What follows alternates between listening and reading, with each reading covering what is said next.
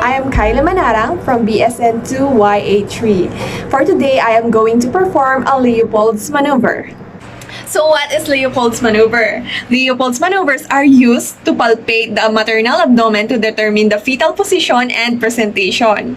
The following steps are: first maneuver, or fundal grip; second maneuver, or lateral grip; third maneuver, or second pelvic grip, or Paulick's grip; fourth maneuver, Leopold's first pelvic grip. Assemble all equipments. We will need clean gloves and a stethoscope.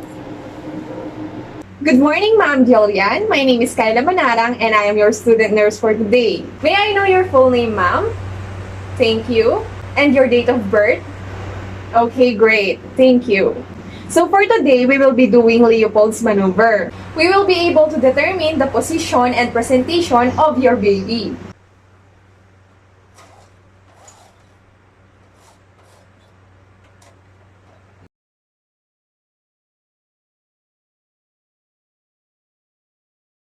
So after assessing Miss Jillian's AOG, she is currently in her 28th week of gestation, and it is possible to do the Leopold's maneuver.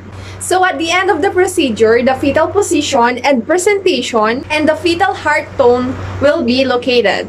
So Miss Jillian, I will explain the procedure for you first and what is contained in each step. So the first step, or the first maneuver, will help us identify if your baby is in breech or is in cephalic presentation, meaning it's either the head is on top or the buttocks, or the head is at the bottom or the buttocks. The second maneuver will help us identify where your baby's back is and will help us identify the small parts or the hands and the legs. And for the third maneuver, it will help us confirm the first maneuver, meaning if that we found in the fundus is the head, then the presenting part must be buttocks. Or if we found that the buttocks is at the fundus, then the head must be at the bottom. It will also help us identify that the fetal heart tone once we find the baby's back. In the fourth maneuver, we'll be able to tell if the baby's head is engaged or not. So, Miss Jillian, have you gone to the toilet? Okay, that's great. Could you flex your legs for me? Thank you. So I'm just going to put a pillow on your hip. It just eases the procedure. Perform hand hygiene.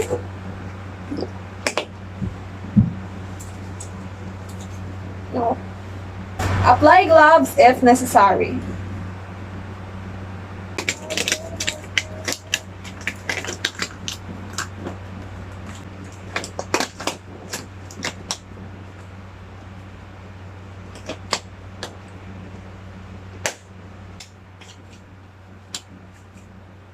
So, Miss Jillian, can we go ahead and start the procedure?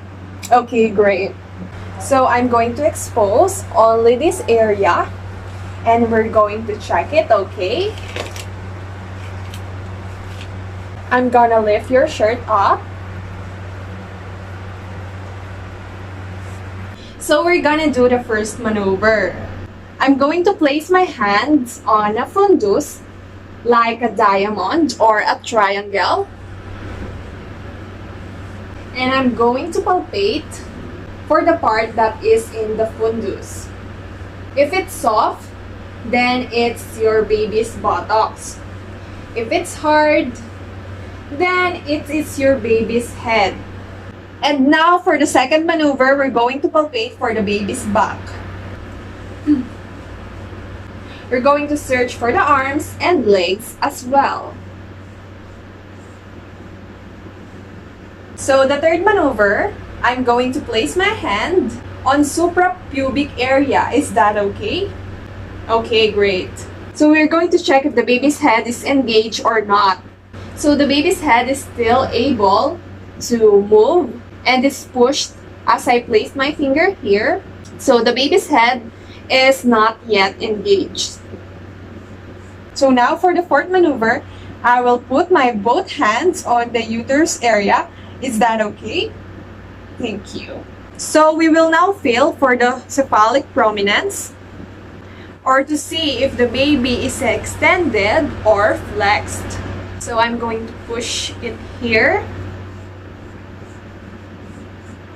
So, Miss Julian, I'm just going to put back your shirt and cover you with a blanket so you will feel comfortable. Thank you so much, Miss Julian. So we're just going to validate the data that we've gathered.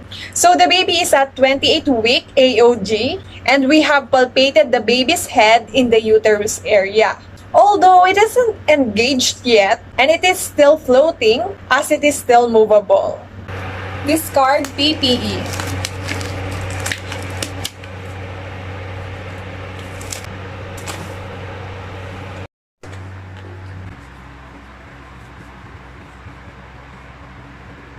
So we're gonna list down significant things. And it doesn't seem to need any immediate attention as everything went normal. So after the procedure, we were able to evaluate the baby's position and presentation. So the baby is already at a cephalic presentation, although the head is not yet engaged, as it is still floating, and we were able to locate and determine the baby's fetal heart tone. What do you want?